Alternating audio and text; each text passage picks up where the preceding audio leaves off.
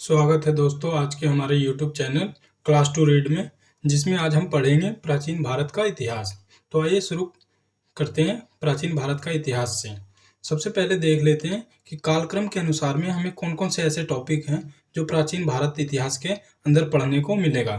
तो सबसे पहले देखते हैं, सबसे पहले आता है पाषाण काल, उसके बाद है हड़प्पा सभ्यता, उसके बाद पढ़ेंगे वैदिक सभ्यता, उत्तर वैदिक सभ्यता। उसके बाद कई धर्मों का उद्भव होता है, जिसमें मुख्यतः 3 हैं, जो कि बौद्ध, जैन, आजीवक धर्म है।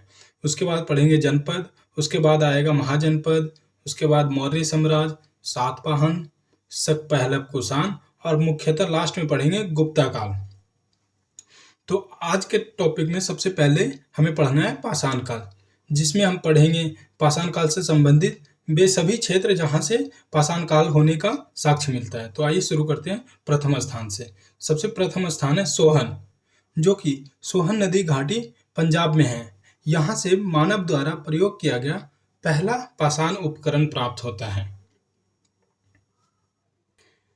इसके आगे देखते हैं तो दूसरा स्थान है पल्लवरम, जो कि तमिलनाडु में है, जिसे पहले मद्रास के नाम से जाना जाता था।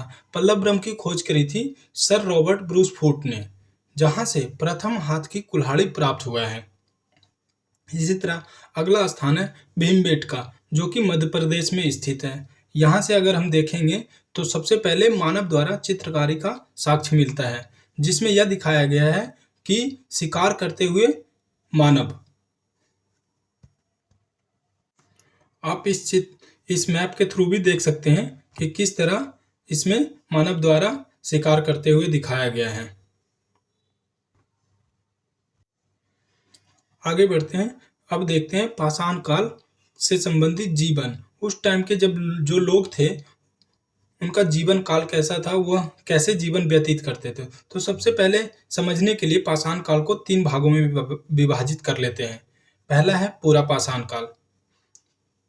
इस काल में लोग सिर्फ शिकार करते थे और अपने लिए खाद्य को जमा करते थे, इसलिए पूरा पाषाण काल में शिकारी और खाद्य संग्राहक थे।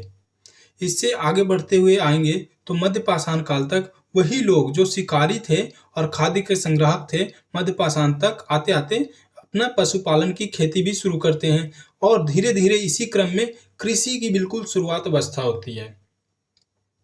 अगर देखेंगे कृषि की बिल्कुल मुख्य रूप से खेती जब होती है तो वह काल नवपाषाण काल होता है। तो अब आगे देखते हैं नवपाषाण काल। नवपाषाण काल, पाषाण युग में कृषि कार्य नवपाषाण काल कहलाता है। कृषि कार्य शुरू हो जाने के कारण लोगों को अस्थायी जीवन मिल जाता है, जिसके कारण से वे समुदाय के रूप में अपना जीवन व्यतीत करने लगते हैं। साथ ही साथ वे एक गांव के रूप में एक बस्ती बनाते हैं, जहां लोग इकट्ठा रहना शुरू करते हैं, जिसके कारण से हमें मानव बस्तियों के साक्ष्य मिलते हैं। अब आगे देखेंगे मेहरगढ़। तो मेहरगढ़ से हमें पश्चिमी बलूचिस्तान के पाकिस्तान में है, यहाँ से सर्वप्रथम कृषि कार्य का साक्ष्य मिला है, जो कि 7000 ईसा पूर्व है। यहाँ से जौ और खेती के होने के साक्ष्य मिले हैं। अब आइए आगे देखते हैं बेलन नदी घाटी क्षेत्र में। यह उत्तर प्रदेश के मिर्जापुर में स्थित है। यहाँ से 3 स्थान मिले हैं जहाँ से पाषाण काल से संबंधित हैं। तो आइए सबसे पहले देखते हैं कोल्डी हवा। यहाँ से धान की खेती के प्रथम साक्ष्य मिले हैं, जो कि 6000 ईसा पूर्व है। इसी तरह से चपानी मांडो से मृदभांड के प्रथम साक्ष्य मिले हैं। मृदभांड यदि देखा जाए तो मिट्टी के बर्तन को मृदभांड कहा जाता है। इसी तरह से सराय नहर राय जगह है जहां से मानवीय आक्रमण का प्राचीनतम साक्ष्य मिलता है। अब आगे बढ़ेंगे बुर्ज होम जो कि जम्मू कश्मीर में है। यहाँ से गर्त निवास अर्थात गड्ढे में घर होने के साक्ष्य मिलते हैं। इसी के साथ में हड्डी के उपकरण भी मिलते हैं। साथ ही साथ देखेंगे बुर्ज होम से तो मानव के साथ कुत्ते को भी दफनाने का साक्ष्य मिलता है। अब आइए आगे देखते हैं चिरांद, जो कि बिहार के सारण जिले में है। यहाँ से नवपाषाण काल के हड्डियों के उपकरण मिले हैं, जो कि बहुत सारे हैं। अब दोस्तों एक बार मैप के थ्रू यह देख लेते हैं कि जो पाषाण काल में औजार बनते थे, जो लोग पत्थरों को काट करके औजार बनाते थे अपने लिए, वे किस प्रकार से होते हैं। तो देख लेते हैं यहाँ से। उनका औजार बिल्कुल एक नुकीले फरसा जैसे बिल्कुल नुकीला होता था, जिससे क्या होता था, उनको मांस फाड़ने और शिकार करने में बहुत ही आसानी होती थी। इनका छेनी देखिए बिल्कुल नुकीला है। अब आगे हम एक बार वे स्थान देख लेते हैं जो पाषाण काल से संबंधित हैं, जो कि मैप के द्वारा समझ लेते हैं कि कौन से स्थान कहाँ कहाँ से पाषाण काल से साक्ष्य मिले हैं, जिससे हमें समझने में बहुत ही आसानी होगी। तो आइए देखते हैं। सबसे पहला स्थान बुर्जहोम, जो कि कहाँ है, जम्मू कश्मीर में। यहाँ से मानव के साथ कुत्ते को दफनाए जाने का साक्ष्य मिला था। अब आइए पश्चिमोत्तर भाग, जो कि पश्चिमी बलूचिस्तान पाकिस्तान में है, जिसका नाम है मेहरगढ़। वहां से क्या मिला था, धान और जौ की खेती होने के साक्ष्य, जो कि 7000 ईसा पूर्व को दर्शाता है। इसी तरह भारत के पंजाब में देखेंगे सोहन घाटी, जहां से पाषाण के प्रथम उपकरण होने का साक्ष्य मिलता है। अब आइए आगे देखते हैं राजस्थान। राजस्थान का बागौर स्थल जो है, वहां से पशुपालन के साक्ष्य मिले हैं।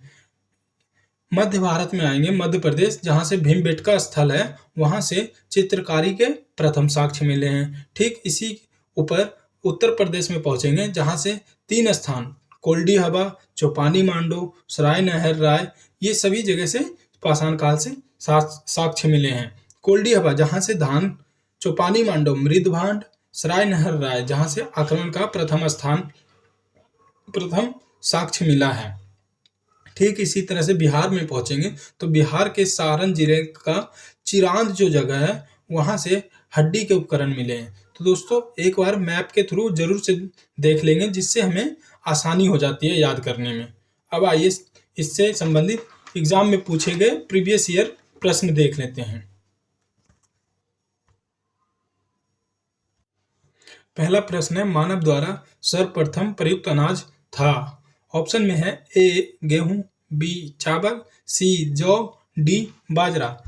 इसका सही आंसर हो जाएगा सी जौ, जो कि 7000 ईसा पूर्व ही बलूचिस्तान के मेहरगढ़ में कृषि होने का साक्ष्य मिलता है। आगे देखते हैं दूसरा प्रश्न। दूसरा प्रश्न है, भारतीय उपमहाद्वीप में कृषि के प्राचीनतम साक्ष्य प्राप्त हुए।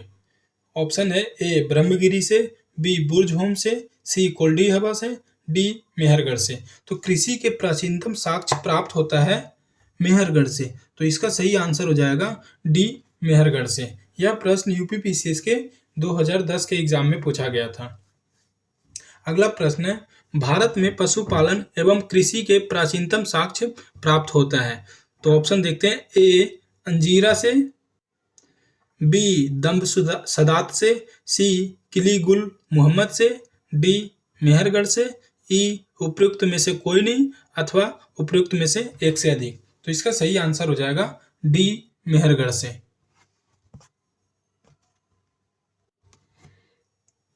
अगला प्रश्न है, भीमबेटका किसके लिए प्रसिद्ध है।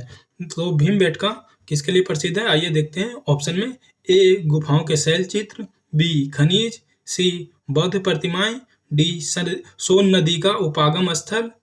तो इसका सही आंसर हो जाएगा ए गुफाओं के शैल चित्र का, और ये प्रश्न पूछा गया था एमपीपीसीएस के प्री 2004 में।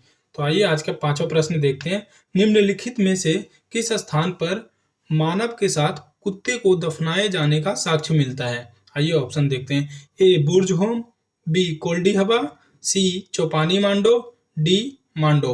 तो इसका सही आंसर हो जाएगा ए बुर्जहोम, जो कि कश्मीर में है। आज का 6वां प्रश्न, गर्तवास के साक्ष्य प्राप्त होते हैं। ऑप्शन है ए बुर्जहोम से, बी कोल्डी हवा से, सी ब्रह्मगिरी से, डी संगनकल्लू से। तो इसका सही आंसर हो जाएगा ए बुर्जहोम से। बुर्जहोम से एक तो गर्तवास के साक्ष्य एवं मानव के साथ कुत्ते को दफनाए जाने का साक्ष्य भी मिलता है। आज का 7वां और अंतिम प्रश्न, भारतीय पुरातत्व का जनक किसे कहा जाता है। तो आइए ऑप्शन में देखते हैं।